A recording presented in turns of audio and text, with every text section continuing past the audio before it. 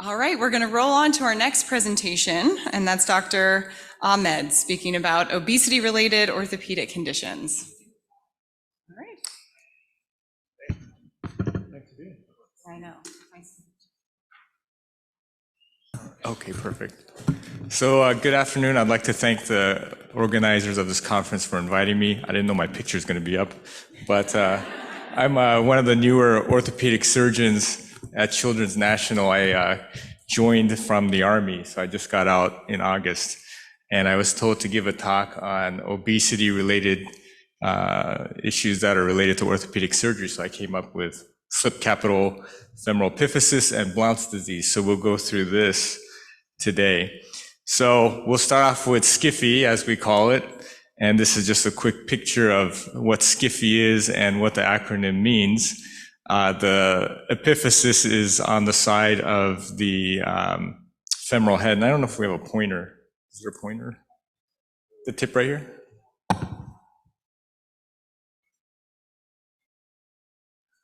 Maybe not? Okay, that's okay. So when we think of SCFE as orthopods, I like to kind of think of food and make it easy. We all like ice cream, so we see our kid with the ice cream cone, and that's good. But on a hot summer day, as your ice cream starts to melt off the cone and falls off, then you end up with an angry child, and that's not good. And so you want to think of SCFE in the same way. Your femoral head is like the ice cream, and the femoral neck is your ice cream cone. And that's what we like to see. But when we see our ice cream melting off the ice cream cone or the femoral head falling off the femoral neck, then that's obviously a bad thing. And that's exactly what SCFE is. So that's the easiest way to conceptualize what's going on there. This is obviously bad because if you let the child continue to walk with a SCFE, the ice cream falls off, and then the blood supply of the femoral head can get stretched or even torn. And when that blood supply gets compromised, then the femoral head will actually die, and then it'll collapse, and then lead to arthritis and pain. And if you come to it late before it completely falls off, you end up with that CT image on the upper right, where you have a deformity with the femoral neck pointing out. And that can obviously cause a range of motion deficit. You can see that on the bottom right image. When we're trying to internally rotate the good side on the right side, you have some internal rotation. But on the left leg, it won't allow you to internally rotate. In fact, it just externally rotates. So you lose motion when you have a slip. And that obviously then can contribute to limping, abductor weakness, and other problems. The problem happens in the physis. So the physis has different zones, and the more obese you are, those poor cartilage cells can't support the weight, and they eventually fail. And the area that they fail in is the hypertrophic zone of the physis. Other things that can cause that physis to fail is if you have underlying endocrinopathy issues. So if you have hypothyroidism or growth hormone deficiency, renal problems, those can also weaken that and then cause that to slip. So if you have a very young child who maybe isn't fitting in the classic category of a obese adolescent, you might be thinking that maybe they have an underlying endocrine issue and want to think of that in terms of your lab workup. So how do you not miss this? I think that's kind of the main thing on your guys' end as pediatricians and primary care providers is the patterns that you can kind of look for. It's classically in a late elementary school, high school child, and they shouldn't have an infection. So they should be afebrile because this is a non-infectious process. The thing where you can get kind of burned on this is that most of the time it's groin pain, but sometimes that pain gets referred to the knee. So they might be coming just with knee pain, and you might not think of the groin or the hip as being the source of their symptoms. And when you do their range of motion exam, like I said, they lose a lot of their internal rotation. So if you flex their hip up and you try to internally rotate and they get a lot of pain, along with the limp, and they're fitting in this age category, then you should really think about getting an x-ray. And your x-ray that you want to order is going to be an AP pelvis and bilateral frog leg views. That way we can compare both sides. And once you've picked up that they do have a SCFE, like I said, you don't want to let them weight bear on that because that can cause it to displace. And so you want to protect that somehow. So if you have a wheelchair available or crutches available, then you want to put them under a weight bearing restriction. Then the final thing is then you probably want to call your orthopedic surgeon or send them to the ER to get this worked up and then get further care. And then that's when they come to us. We will look at the radiographs, the right hip shown on the image on the left side. We will look at Klein's line. We draw that line parallel with the femoral neck. And on the right hip on this image, that's the normal side. That green line is crossing into the ice cream of that ice cream cone, right? When you look at the left side though, that green line misses the ice cream. And so when our Klein's line doesn't bisect any part of the femoral head, then we will diagnose that as a SCFE. And so that's how we use that. And then you end up getting surgery. So this is what we end up doing. The left side on this patient is the abnormal side. And so they get a screw placed, and you can see the slip there.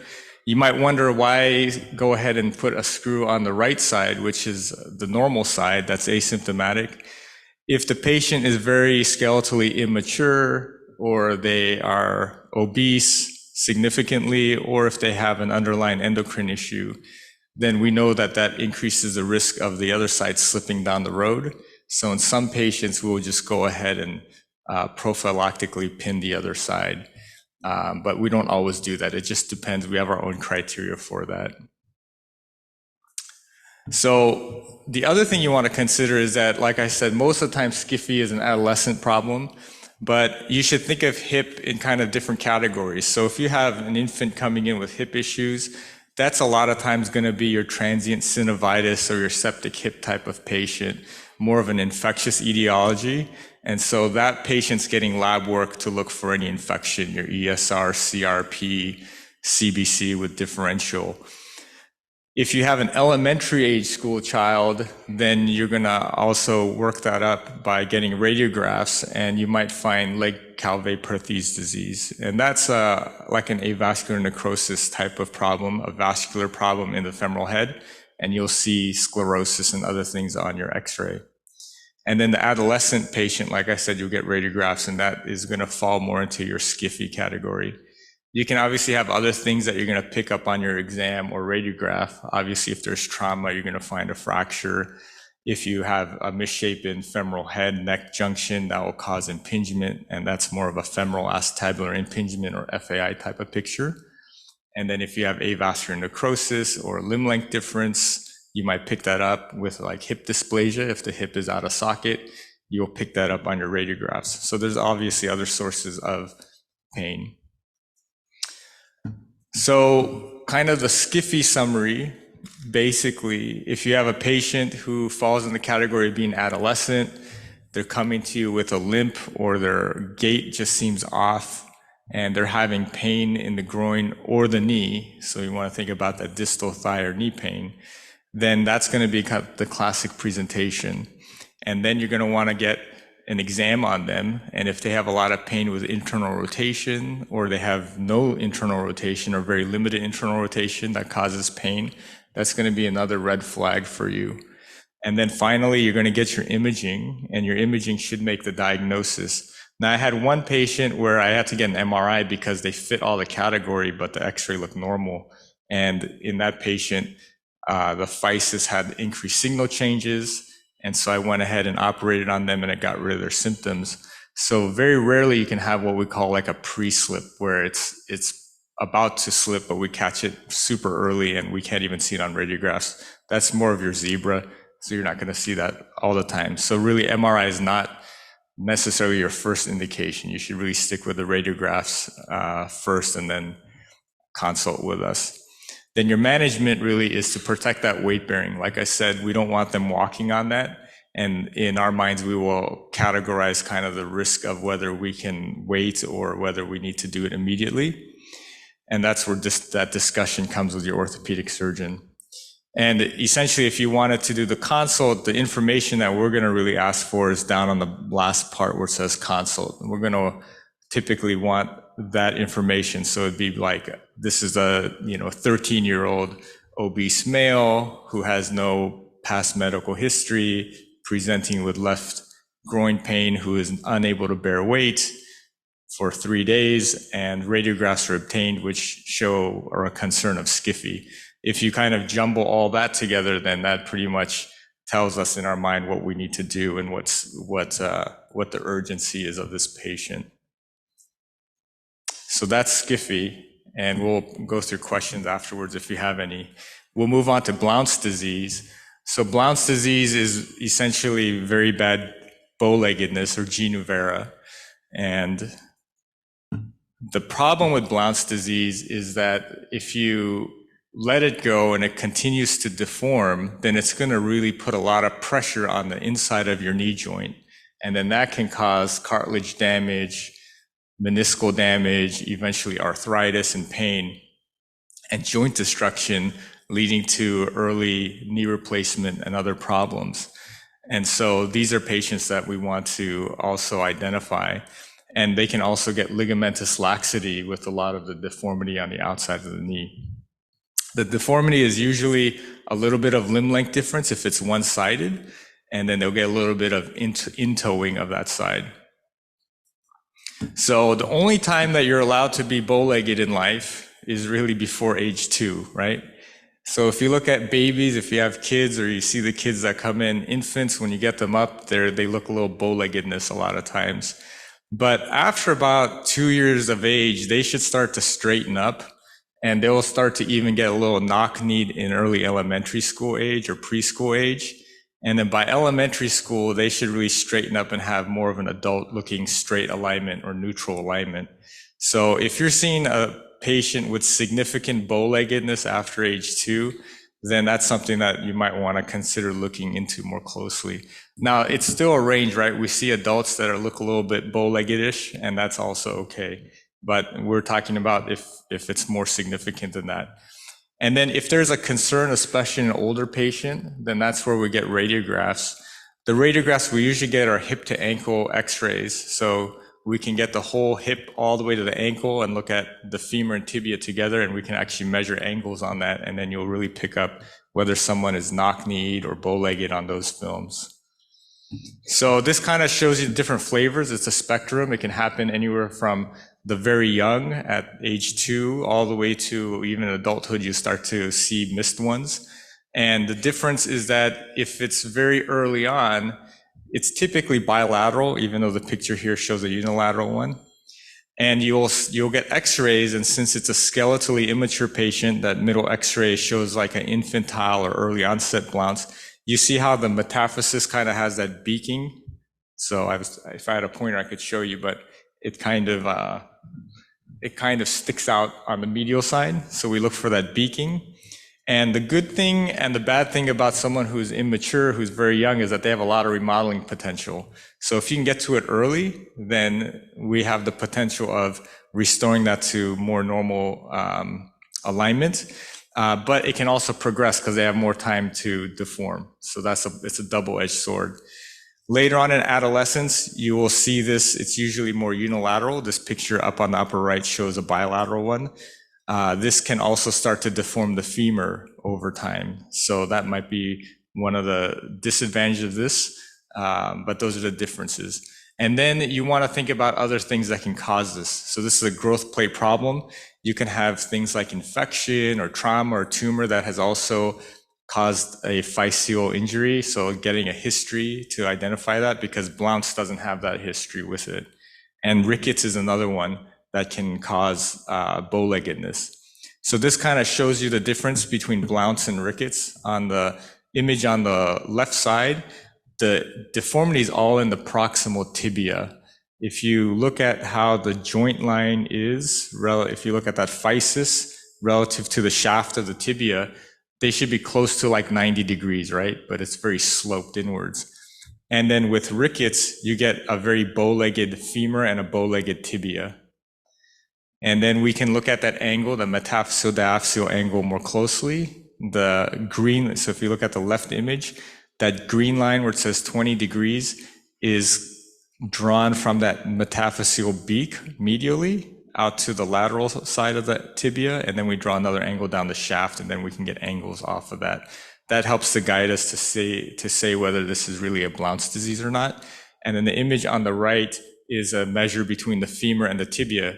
That should be pretty straight, right? You shouldn't really have an angle difference between your femur and your tibia. This helps us also with treatment consideration. If you have a small deformity, maybe we're going to watch it and do a brace if someone's young. If the deformity is a little bit more significant and they still have physis that can grow, then we might manipulate the growth plate by placing plates and things like that. If the physis is collapsed, then we might have to elevate that. And then if they're all skeletally mature and the physis is closed, then we're going to actually have to cut the bone. So that helps us to guide how we're going to treat that. And this kind of shows the things that we do in ortho. So the brace is shown on the left image. That helps to offload the inside of the knee. And before age 4, if we can get to it, they have a lot of remodeling potential. So that second image on the left shows us a plate. We can actually tether the growth plate and let the medial side grow to make it grow into an aligned proper position. The third image on the left is when the metaphysis is destroyed. You see a big gap in there. And then finally, if they're an adolescent, we might put a frame or cut the bone and then actually place a plate. So those are things that we can do for that. This is just an example of how we plan this out. The left image is an intraoperative picture of proximal tibia genu vera. The next image on the left, the second on the left, we draw a line from the center of the hip down to the center of the ankle, and that line should pass in the center of the knee. If it passes medial to the knee, you have genu vera. If it passes outside the knee laterally, you have genu valga or knock-knee, right? And then based off of that, then I can template and say, well, if I make a cut in the tibia, so that's the third image on the left, I can figure out how much of a bone wedge to shove in there to make that mechanical axis or that line pass through the center of the knee. And then we can then use that to then do the surgery and place that and then compare that. That image fourth on the left shows that line going down the middle, and that shows us that I'm getting that mechanical axis in the right spot and putting the plate on. So in summary, genu vera, it should resolve by age 2. Warning signs would be worsening of the deformity. If it's very asymmetric, that's going to be a problem for the patient. If their ligaments are not working that well and you have lateral joint insufficiency with those ligaments, that's a problem. So if you're starting to see these and they're of concern, then you start with an X-ray and then we can then make that diagnosis. And so that ends the talk. This is my contact. Again, I'm the new guy, so I will do a shameless plug for myself. If you have patients, I pretty much do everything except the spine. So happy to take your referrals down the line, and I'm sure I've taken some already. So, and again, thank you for inviting me. So I guess if there's any questions.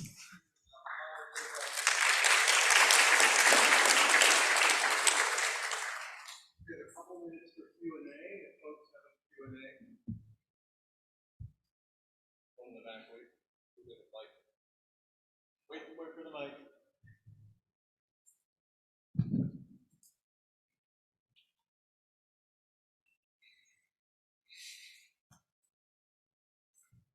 Thanks for the talk. I was just wondering if there's any amount of really severe bow leggedness under 2 that you'd be worried about and want to see? So I guess the question is if there's someone under 2 that would need treatment. Yeah, so I think most of the times I will, if it's symmetric and fairly flexible and it's the first time I'm meeting them and they're under 2, I will probably watch them. I would have to be really compelled to want to do something. It'd have to be a very significant asymmetric type of deformity. So there's not a measurement short, again, an X-ray also. So that's also the difficulty, right? That we're not wanting to like unnecessarily image a patient who's like 1.5 years or 2. So.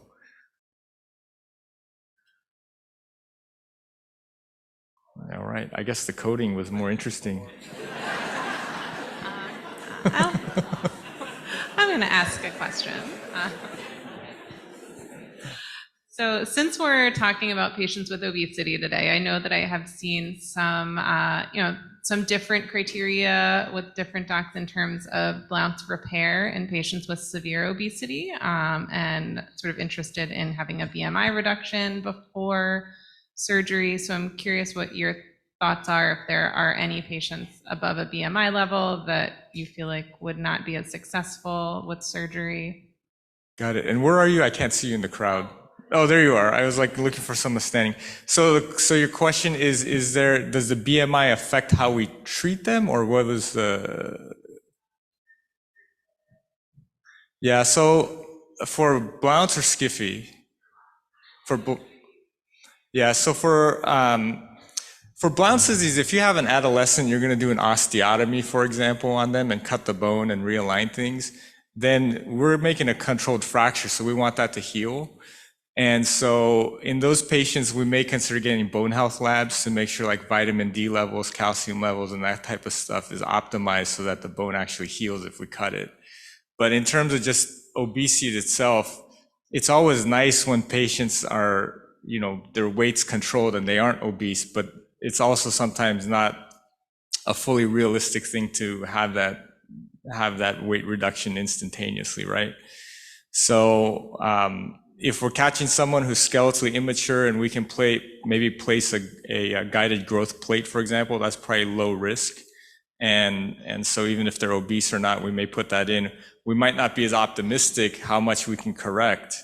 And then down the road, if we're thinking of osteotomy, I think we would have that conversation with them if we could time that better, if they have better nutrition or better strategies to maybe weight reduce beforehand, if we can do it electively.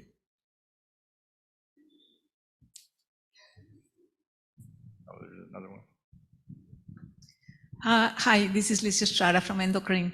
So we see a lot of patients with obesity, the type 2 diabetes patient, and many of them will have genu-barreau. So the question is, how for metabolic abnormalities, we say that 5 to 10% weight loss will help improve the abnormalities. Is there something like that for Blount's disease? And how much time we should give these patients to lose weight before referring them to you? Yeah, so I think if someone already has a malalignment, I don't think that non-surgically that deformity is just going to correct itself once it's kind of set in. The mainly for us, I think the weight reduction strategy is more for reducing postoperative risk like infection, also mobilization, because if you are doing an osteotomy, we're going to put them on crutches and things like that. So those things will play more of a factor. All right. Can you, one more question back here. Can you comment on the post-op SCFE management and what that, I know it's like more of a typical, creating expectations for families? Yeah, so post-operatively, we want to limit the amount of pressure on the hip joint. And surprisingly, it's actually less pressure on the hip joint when you do toe touch weight bearing rather than non-weight bearing completely. So if you non-weight bear someone, all the muscle contraction of trying to suspend your leg in space actually puts more pressure on it. So a lot of us will do toe touch weight bearing, which is something like 10 to 15 pounds of weight, enough to just kind of have balance. That's the other benefit of it, is that by putting your foot down a little bit with crutches, that the balance part prevents a fall risk. So that will be kind of the immediate thing. We usually a wound check in about 1 to 2 weeks. And then we see them back at 6 weeks and get radiographs. And usually by then we can advance their weight bearing to start going towards full, and then have no concern really of doing full range of motion at that point, and then progressing with strengthening. It probably takes patients close to 3 months after surgery to be fairly, I'd say like 80–90% of their strength and flexibility. And then from that point on, as long as they're pain-free, then we progress them, and we don't really place any sports restrictions and that kind of stuff. So does that answer the question? Okay. All right, well, thank you very much.